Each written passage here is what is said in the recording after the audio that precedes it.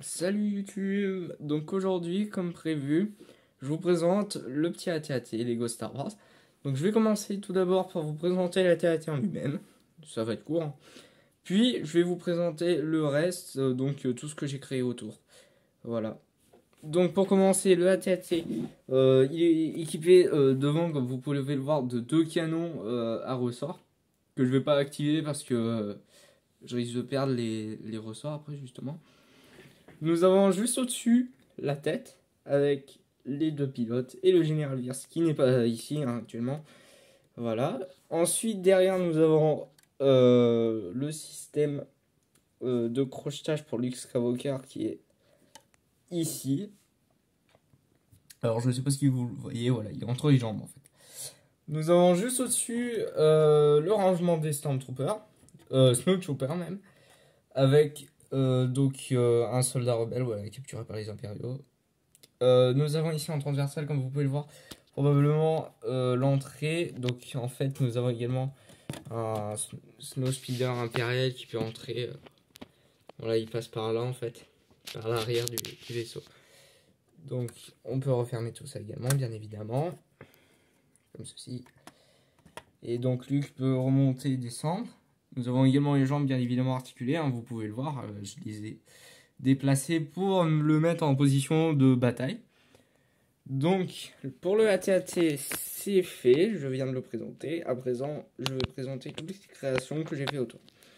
Donc, tout d'abord, nous avons Luke Skywalker édition 20 ans Lego Star Wars, donc sorti dans le set avec le pod racer d'Anakin Skywalker, sorti en 2019 de mémoire. Et je viens de me rendre compte qu'il y a une jambe qui est démontée. Donc, on va remonter ça. Nous avons ici donc des formations enneigées que j'ai moi-même créées, hein, voilà, j'ai imaginé un peu beaucoup de la neige.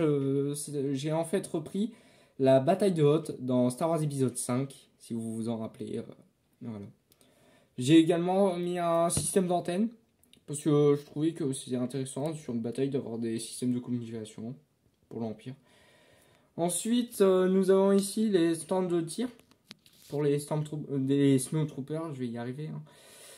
Donc on a ici le canon qui tourne et qui peut tirer. Alors vous voyez, j'ai déjà perdu un tir. Nous avons également une tourelle impériale vendue avec le AT-AT, mais qui est en fait externe, qui peut se démonter. Nous avons également la tourelle ici, du set de la bataille de Hoth en Lego en fait. Je m'en suis servi pour ceci, donc j'ai fait même le système de poulie pour faire tourner. Alors j'ai les portes également que j'ai fait, que j'ai ajouté. J'ai le police. Alors ça c'est que ça vient en fait d'un Lego City et j'ai jamais enlevé le police. Voilà. J'ai également derrière, comme vous pouvez le voir, une tourelle de tir qui tire également des pignons, pas des pignons, des tenons, voilà, qui tirent ici. Nous avons ici donc le fameux Snowspeeder qui est rangé derrière la TAT. Donc je dis Snowspeeder, mais en fait c'est un speeder bike, voilà.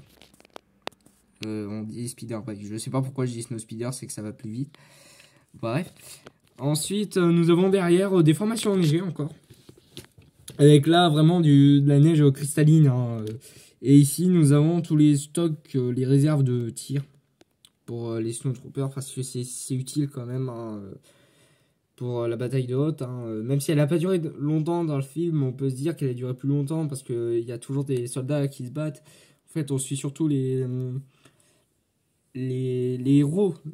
Donc après, ça dépend des gens, voilà, comment ils s'imaginent. Mais moi, je m'imagine perso que la bataille elle a dû continuer suite à ça et que ça a dû aboutir à quelque chose à un moment, ça c'est sûr.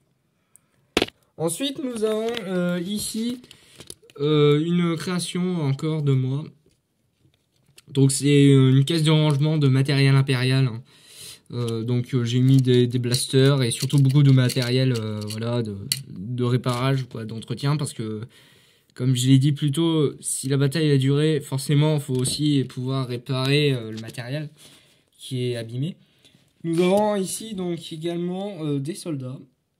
Donc ici, vous pouvez reconnaître le général Wirth et 4 Snowtroopers. Alors ici, vous avez les deux qui sont vendus avec l'AT-AT et deux autres qui viennent d'autres sets. Donc celui-là, il vient de la bataille de Hoth, justement.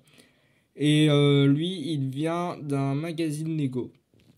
Et ici, vous avez donc l'empereur Palpatine, le seigneur Vador, vous avez un conseiller à lui. Moi, je dis c'est son principal conseiller, voilà.